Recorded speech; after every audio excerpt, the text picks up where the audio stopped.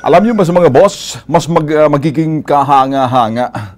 Mas magiging kahanga-hanga sana ang bagong batas na pinirmahan ni President Digong. Hinggil sa lifetime cellphone number ng isang subscriber ng anumang network. Ang number na yan para bagang SSS number, lifetime na. Kapag patay ka na, patay na rin dapat yung number mo na yan, non-transferable. So, kaya ito, ginawa para hindi ito'y hindi lang matapyasan kundi matigil ang pagiging gahaman at pagiging sakim ng dalawang telco company, ang Smart and Globe. Sakit ako magsalita, no? Sa ngayon kasi mga bossing, kapag ikay Smart or Globe subscriber at kapag ikay subscriber ng Smart, tumawag sa Globe, or yung Globe subscriber tumawag sa Smart, abay may extra bayad eh. Kita itong dalawang gahamang sakim na Smart and Globe. No holds barred. Pag ang Smart subscriber tumawag sa Globe, abay kita ganun din. Parang may parusa pa doon sa sinasabing subscriber ng Globe. At yung Globe tumawag sa Smart, parang pinaparurusahan.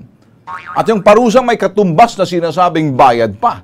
Nakikita nyo talagang pagiging gahaman itong dalawa na to. Maliban dito, sinisingil ka ng extra.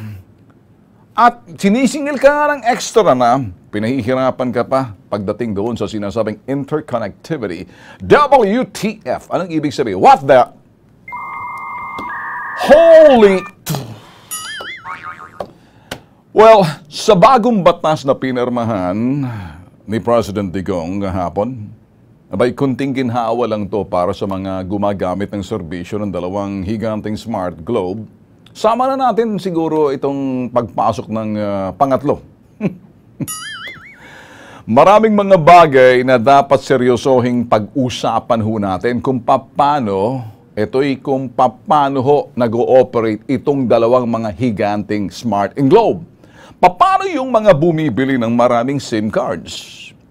Yung mga may tinatago o sadyang bumibili ng maraming sangdamakmak na sinasabing SIM card para gamitin sa kanilang mga nakatago, illegal o criminal na aktibidades.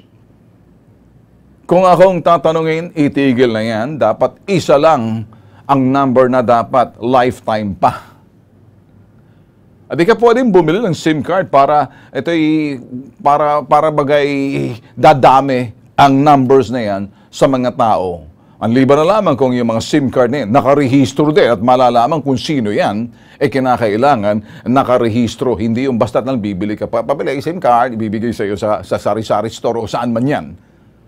Nang sa ganon, matatrack down yung sinasabing nagtatago o may tinatago sa dilim at ayaw pumunta sa liwanag kasi yun na nga, yung kanilang mga aktibidades, matatrack down sila sa gagawin nilang mga krimen. Kaya deterrent sana kung isang SIM card lang, kung gusto mong SIM card, hindi ka na pwedeng bumili sa susunod. Ang problema rito, matatapyasan na naman ang kalang-kita. Malulugi sila. Kaya lang ang Smart and Globe, mga boss, abay, lalaban ho ito ng patayan kapag sinabi mo, hindi ka na pwedeng bumili ng SIM card. Sa panahon ngayon, bili ka lang ng maraming SIM card. Gumawa ka ng kidnapping for ransom, gumawa ka ng criminal activist, gumawa ka ng blackmail, gumawa ka ng paninira, gumawa ka ng anumang bagay, hindi ka matatrack down. Salamat sa sinasabing Smart and Globe at pwede mo nang gawin. Pwede mo nang gawin na hindi ka malalaman. Okay? Na hindi ka malalantad. Alam niyo nga, boss, ito ang dapat pagtuunan ng pansin. Pasadahan natin ng maigi. Ang layun din daw ng batas na itong pinarmahan Republic Act No. 11202, Mobile Phone Portability Act. Layunin nito ay para magkaroon daw ng kompetisyon kung sino siyang makapagbibigay ng pinakamagandang serbisyo pangkalahatan. Yun ho. Kaya lang, yung serbisyo na yon ay sinasabing the Mobile Number Portability Act. Alright, maganda na rin kahit na papano may kunting konsuelo de bobo manggagaling ho doon sa Smart and Globe alayan. At yung mas maganda ho siguro, magkaroon talaga ng kompetisyon. Seryosong kompetisyon. Kung sino sa Smart and Globe at yung pangatlo ang makapagbibigay ng pinakamagandang pangkalahatang serbisyo sa gumagamit ho ng kanilang serbisyo. Yung mga subscribers, yung taong bayan, yung merkado. At yung mga malikhaing idea, ilabas nyo yan. Kung pag-uusapan ng mga idea o pagbabago at higitan pa ang inyong mga serbisyo sa pamamagitan ng kung saan pagsasabi niyan sa publiko, paggagamit ng advertising, paggagamit ng television, radio, TV at dyaryo para sabihin yung kaibahan. Ay, mga boss, pakinggan nyo, no?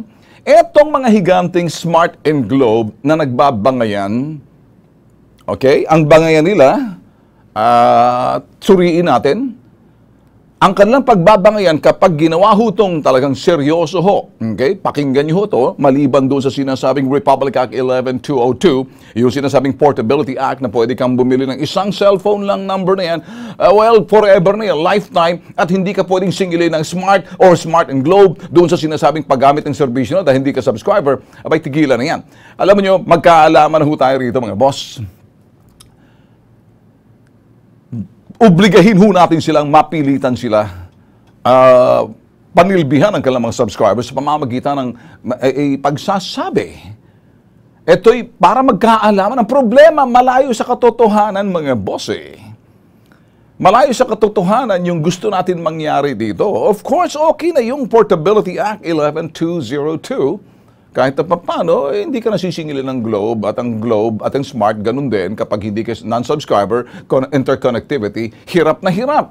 Tapos, pinipenalize ka pa. Abay, may extra bayad ka pa. Kita nyo, kita talaga, bilyon-bilyon, trilyon na siguro kinikita nitong itong mga dambuhan at malalaking mga talagang duopoly ang tao ko rito.